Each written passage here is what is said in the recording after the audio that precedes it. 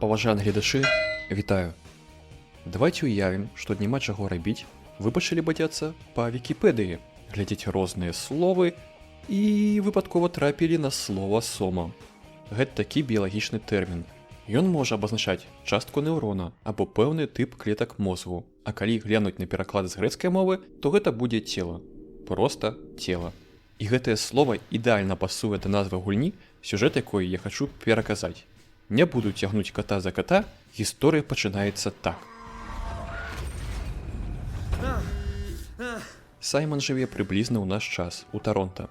Далькажык вырывае яго з пасткі кепскіх сноў, і наш герой удакладняе час спецыфічнай працэдуры сканавання мозгу. Зусім нядаўна ён, то бок Саймон, трапіў у аварыю, якая забрала жыццё ягонай знаёмай і пашкодзіла ягоны мозг.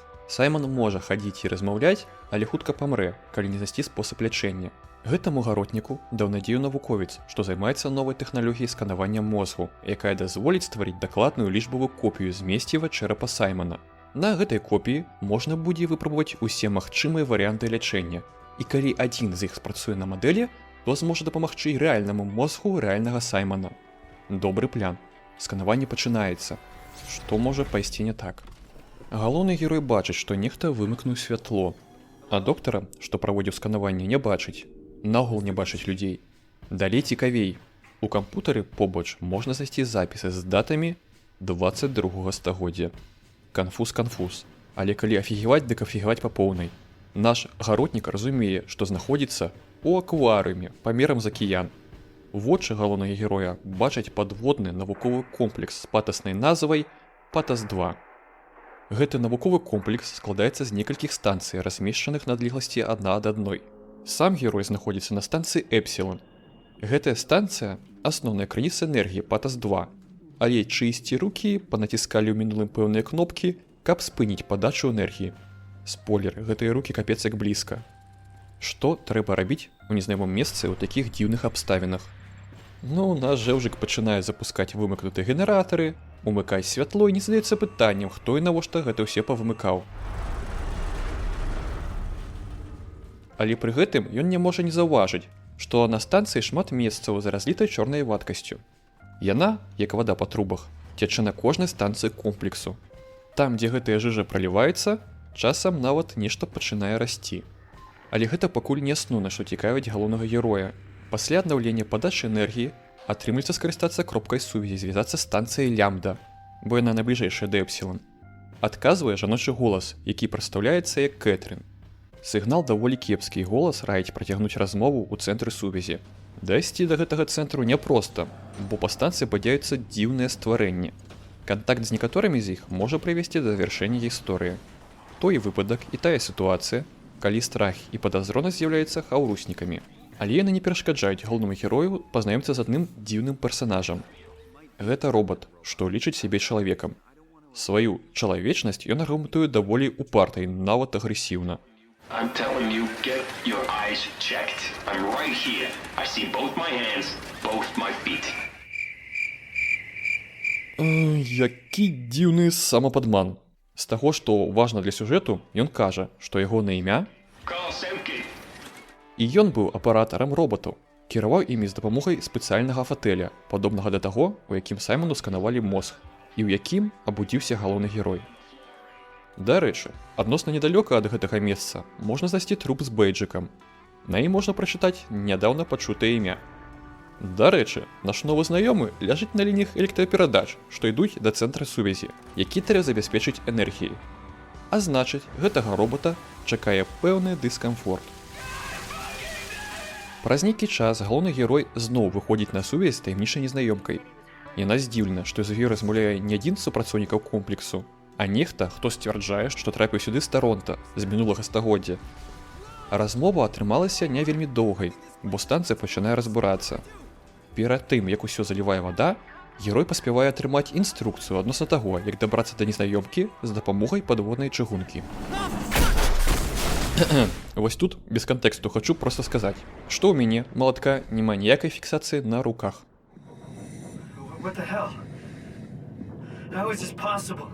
Галоўны герой бачыць, што ягоныя рукі, як і ён сам, знаходзяцца ў вадалазным касцюме. Незразумела, але зручна. Пачынаецца падводнае падарожжа, у якім да героя далучаецца маленькі робот, якому ён дапамог. Крыху пазней гэтая няшная жалезка дапаможа нашаму гаротніку. Я чамусьці ўзгадваю зорныя войны. Там вельмі актыўна выкарыстоўвалася гэтая схема з няшнымі роботамі. І тут яна таксама даволі добра працуе.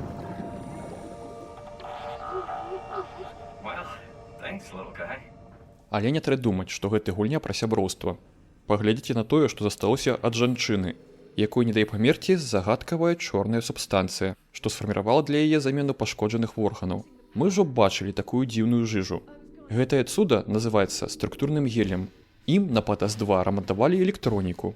І як мы бачым, арганіку ён таксама рамантуе. Я вам так скажу. Сюжэт на гэтым структурным гелі трымаецца так жа, як і жыццё гэтай жанчыны. Дзіўна, але працуе.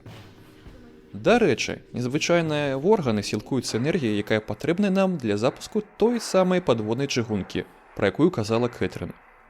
Таму падчас падарожжа па чыгунцы галоўны герой глядзіць кінцо, дзе расказваецца пра падводны комплекс. Каб у космас прасцей летаць было, людзі вырашылі пабудаваць касмічную гармату. Але такую грамадзіну на зямлі пабудаваць было немагчыма. Таму будавалі пад вадой. Ну і потым комплекс аброс іншымі навуковымі праектамі. Штучны інтэлект, вывучэнне мозгу, структурны гель. Падарожжа спыняецца праз аварыю, але галоўны герой ужо блізка да лямды і бяжыць да Кэтрын, бо проста хоча паразмаўляць з чалавекам. І нашага жэўжыка чакае аблом, бо замест чалавека ён размаўляе з нечым падобным да камплюхцера. Гаротнік расчараваны, бо хацеў бачыць нешта больш гуманоіднае. Ну ён і кажа пра гэты ўслых. У адказ скрыначка жаночым голасам раяць паглядзець на сябе. Хадзячы касцюм для пагружэнняў, напоўнены біялагічнай электроннай кашай. Як мы гэтага раней не заўважылі? Ну, чамусьці свядомасць галоўнага героя блякавала пэўныя некамфортныя дэталі рэчаіснасці, пакуль ігнараваць іх стала немагчыма. Вы заўважылі, што пасля сканавання мозгу Саймана я не называў галоўнага героя гэтым іменем. Правільней будзе называць нашага жэўжыка Сайман-2. Тое, што знаходзіцца перад Сайманам 2 па аналогіі, можна называць Кэтрын-2. І вось, гэтая Кэтрын-2 памятае пра гештальты мінулага жыцця, звязаны з праектам Каўчэг. Назва тут не проста прыгожае слова, яна мае сэнс. Справа ў тым, што ў 22 стагоддзі на зямлю упаў метэарыт, які ператварыў людзей у нафту, як дыназаўраў толькі людзей. Не трэба паўтараць гэты жарт у прысутнасці людзей, што займаюцца геалогіяй. Карацей, у нейкі момант усе людзі пачалі жыць на станцыі Патас-2, але не таму, што пераехалі туды. Арыгінальная Кэтрын хацела запусціць у космас камплюхцер, сімуляцыя свету, які напаўнялі палічбаваныя людзі. Працэс алічбоўвання прыблізна такі ж, як і для мозга Саймана з мінулага стагоддзя. Паважаны гледачы, калі вы падумалі, што нешта пачынае праясняцца, то вы падумалі правільна. Перадавы навуковы комплекс, сканаванне мозгу, алічбаваныя людзі, штучны інтэлект, структурны гель. Вось такія кампаненты нашага сюжэтнага кактэйлю. Смачна піць. Але нам пакуль важна разумець, што не было на Патас-2 касмічнага карабля, у якім можна было пасадзіць людзей з мясай касцей.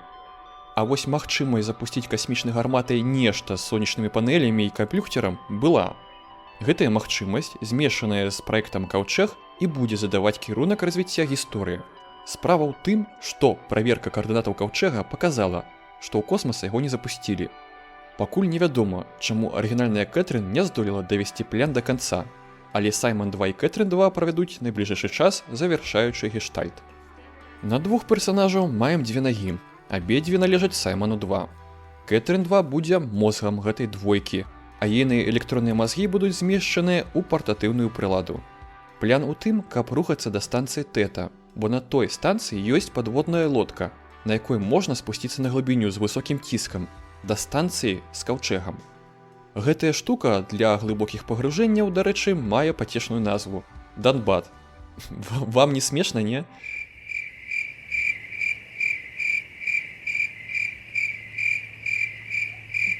Добра, пагналі далей. По комплексу, як мы памятаем, шмонаюцца істоты рознай ступені агрэсіўнасці. Таму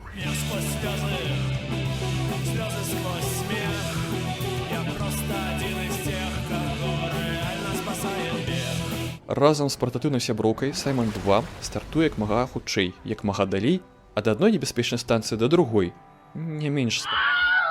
Падчас падарожжа у амаль камфортным транспарце наша двойка абмяркоўвае штучны інтэлект і структурны гель. Паміж імі ёсць сувязь, але падумаць над ёй не дае аварыя, якая спыняе падарожжа. Немагчымасць выбрацца з транспартнага сродку магла б завяршыць гісторыю двоек, але ім дапамагае развязаць гэтую праблему наш маленькі няшны знаёмы. Добра, што не ўсе персанажы гэтай гісторыі спрабуюць кагосьці забіць. Найбліжэйшай станцыі пасля аварыі Дельта. Тут можна убачыць шмат жудасці, гульня ўсё ж хорар. Святла робіць вачам балюча. Ён кажа, што мне не патрэбна шклопадобнае мяса ў чэрапе, каб бачыць выратаванне. Я з радасцю іх выдалю. Не дам ім адцягнуць увагу найважнейшай місіі. Цікава, а што там на падлозе ляжыць?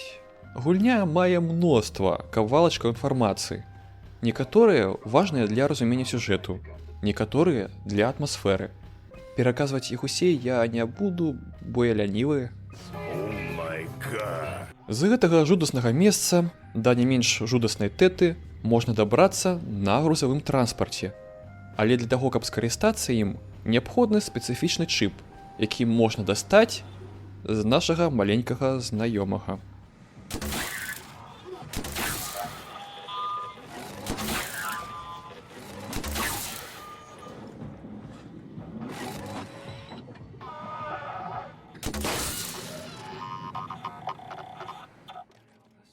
Саймон 2 адчувае сябе кепска праз тое, што яму прыйшлося зрабіць.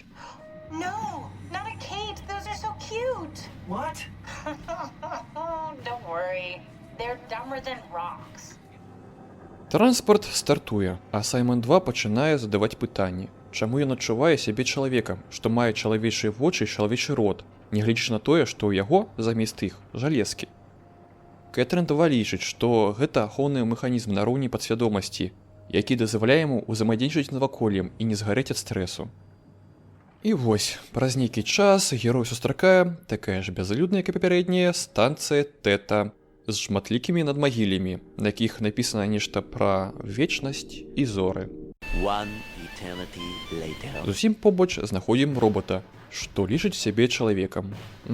Зноў. Гэтая сумесь жалезак і структурнага гелю лічыць, што ўжо знаходзіцца на каўчэгу. Ага, яна нешта ведае пра каўчэг. Веды нечаканыя. Некаторыя людзі пасля працэсу алічбоўвання забівалі сябе. Яны хацелі, каб тое, што загрузяць на каўчэг, было унікальным, без біялагічнай копіі на гаротнай зямельцы. Інакш было б шмат экзістэнцыяльных пытанняў на тэму арыгінал-копія. Арыгінальная Кэтрын, мякка кажучы, была збянтэжана такім развіццём падзеяў. Але ўсё яшчэ не зразумела, чаму лічбавы свет не паляцеў у космас. Саймон 2, між іншым, цікавіцца ў Кэтрын 2, як гэта існаваць на каўчэгу. Яна адказвае, што ўсё спрымаецца як звычайнае жыццё, нават лепей, бо няма хваробаў і заўжды добрае надвор'е. І можна здагадацца, што героі не супраць трапіць у такую вось ідэальную фабрыку сноў. Але спаць пакуль рана, трэба дабрацца да Данбота, які знаходзіцца на карантыне. Каб зняць карантын, неабходныя коды доступу. Пачынаюцца пошукі, падчас якіх становіцца зразумела, што менавіта на Тэце займаліся альжбаваннем мазгоў. Тут галоўны герой знаходзіць запіс, якім амаль 100 гадоў, з якіх можна даведацца, што стала з арыгінальным Саймонам.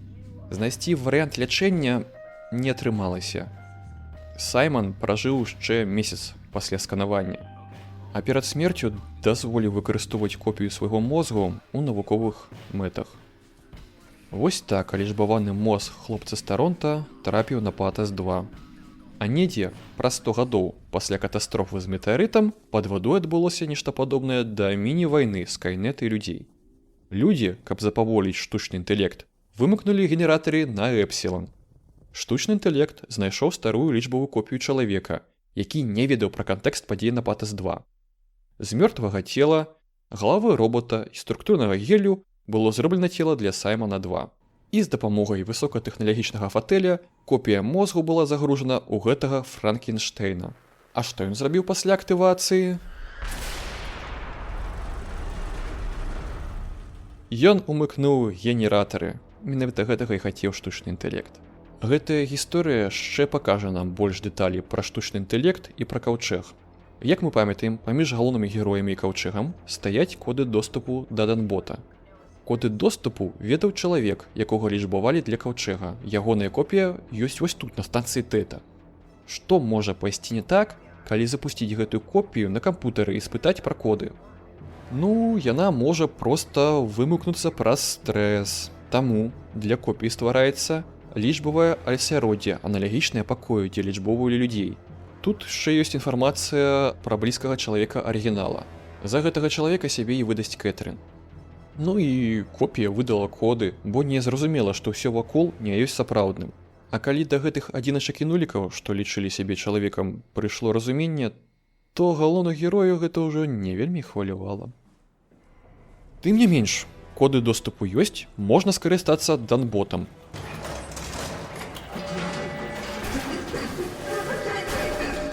А не, нельга. Штучны інтэлект можа не толькі Саймана новае цела загрузіць. Як можна было заўважыць, ён загружае ўсе алічбаваныя мазгі ва ўсё, што трапіцца пад руку. Ці што там у штучнага інтэлекта замест рук. Насамрэч, у такіх паводзінах нябачнага пакуль што антаганіста ёсць пэўная логіка. Калі ведаць, што ў штучны інтэлект пры стварэнні асноўнай мэтай было закладзена захоўванне чалавецтва. Ага. Пасля таго, як чалавецтва зменшылася да насельніцтва станцыі Патас-2, ШАІ пачаў актыўна працаваць над тым, каб даць чалавечым мазгам надзейную ахову.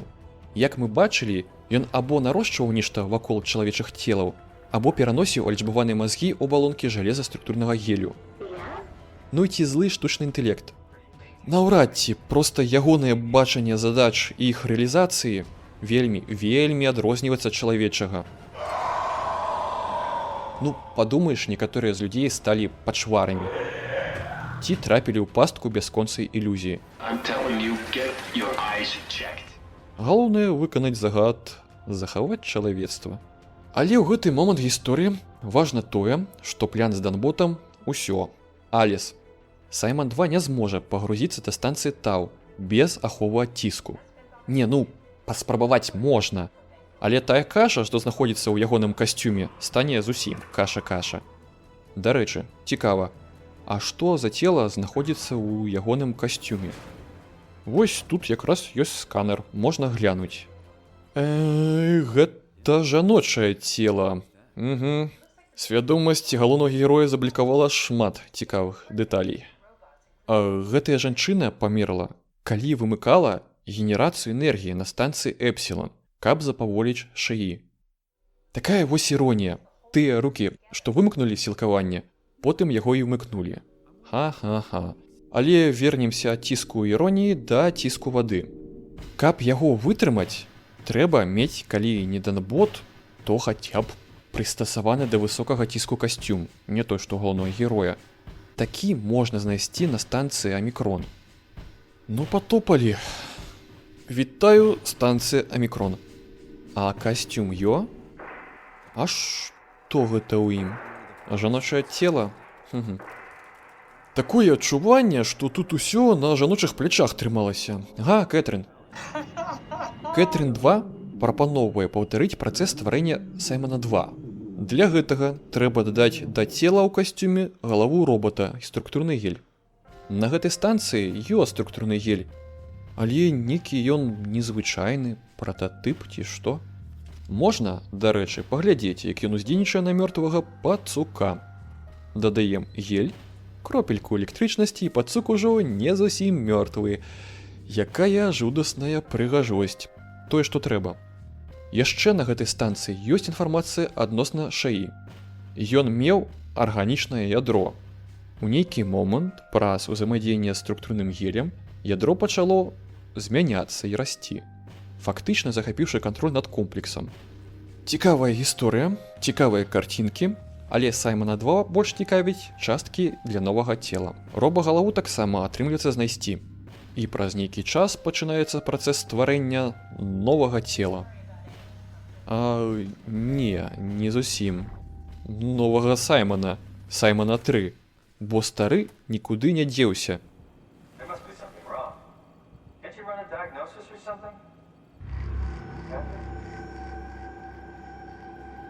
What was that? No, it just. Why was it still talking? Кетрін 2 не мае больш патрэбы ў Саймоне 2 і часова пагружае яго ў сон. What's gonna happen to him? Саймона 2 можна або забіць, або проста пакінуць тут. Што вы ведаеце пра экзістэнцыянальны крызіс? Саймон 3 нешта пра яго ведае. Ён мае усе ўспаміны Саймона 2, увесь ягоны досвед, але не з'яўляецца ім. Спуск да станцыі Тау патрабуе часу, які Саймон 3 і Кетрін 2 прысвячаюць абмеркаванню пытанняў філазофіі. Да сходкі філазофскага клубу далучаецца трэці ўдзельнік. Калісьці гэта быў чалавек, што працаваў над штучным інтэлектам. Чалавек быў забіты праз супрацьстаянне з аб'ектам сваёй працы. Тое, што цяпер бачыць Саймон 3, з'яўляецца вынікам некрамантыі структурным гелем. Не, крыху танальніка дадаць і будзе нармальна. Гэтае дзіва без танальніка хоча знішчыць шаі, яму будзе патрэбная дапамога Саймона 3. Потым.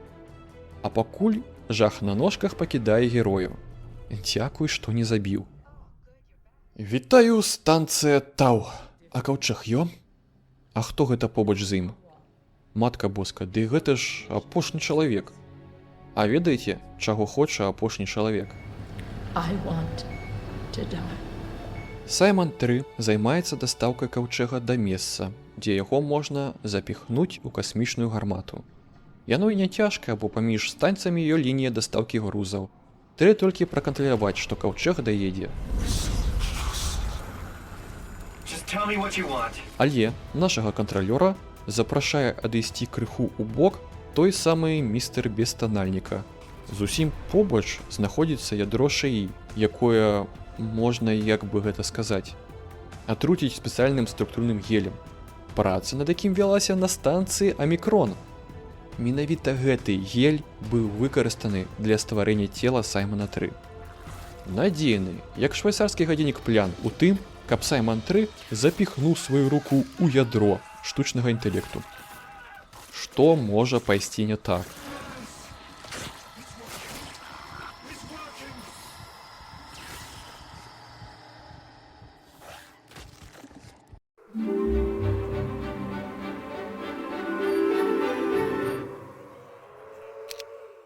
Калі б я быў занудай, то я б задаўся пытаннем: а як гэты Саймон 3 не памёр з пашкоджаным касцюмам на глыбіні? Давайце лічыць, што я не зануда, а магічны структурны гель імгненна аднавіў герметычнасць. Фізічнае ўвасабленне ШІ адчувае сябе кепска. Ці трэба радавацца? Наш новы знаёмы хоча цяпер смерці Саймона 3, каб штучны інтэлект не выкарыстаў яго для выпрацоўкі імунітэту. І містер вынік некрамантыі забіў бы Саймона 3, калі б не раяль з кустоў. Толькі не раяль, а пачвара. І не з кустоў, а з-пад падлогі. Проста гэтая штука з'ела аднаго жаўжыка і дала другому магчымасць уцячы. Такі вось сюжэтны паварот. Парам-пам-пам. Аднарукі Саймон 3 ужо блізка да фіналу. Каля фіналу ён знаходзіць цела сапраўднай Кетрін. І забіў яе не штучны інтэлект ці адна з ягоных пачвараў, а звычайныя людзі. Яны палічылі, што каўчэг рызыкоўна запускаць у космас. Раптам старт будзе няўдалы і ён разбурыцца. Кетрін не пагадзілася, бо лічыла, што калі пакінуць каўчэг тут, то імавернасць яго разбурэння будзе значна большай. У якасці контраргументу Кетрін атрымала удар па галаве, праз які яна і памерла. Жудасна і рэалістычна. Але пасля ўсяго, што героі бачылі, няма ніякіх сумненняў у тым, што памерлая мела рацыю. Саймон 3 зараджае касмічную гармату самым каштоўным, што мае чалавецтва. Перад запускам Кетрін 2 загружае сябе і Саймона 3 на каўчэг. І гэта не зусім шчаслівая канцоўка, бо загрузіць можна толькі копіі. Тое, на аснове чаго стваралася копія, нікуды не знікае. Толькі калі не здзейсніць самагубства. Саймон 3 не зразумеў гэтага пасля таго, як яго стварылі на аснове Саймона 2. Ён раз'юшаны, бо хацеў быць на каўчэгу, а не на дне акіяну. Пачынаецца сварка. Праз яе Кетрін 2 літаральна згарае.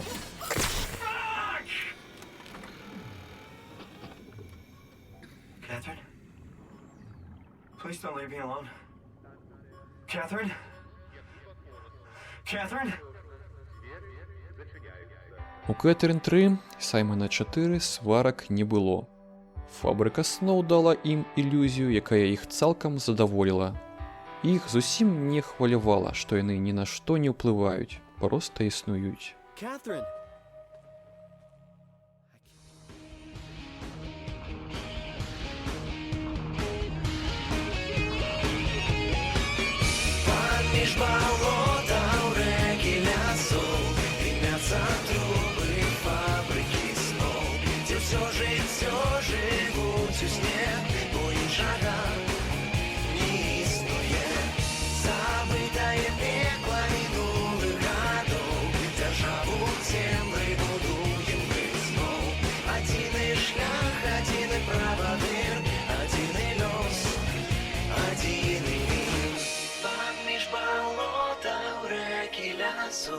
Дымятся трубы фабрики снов.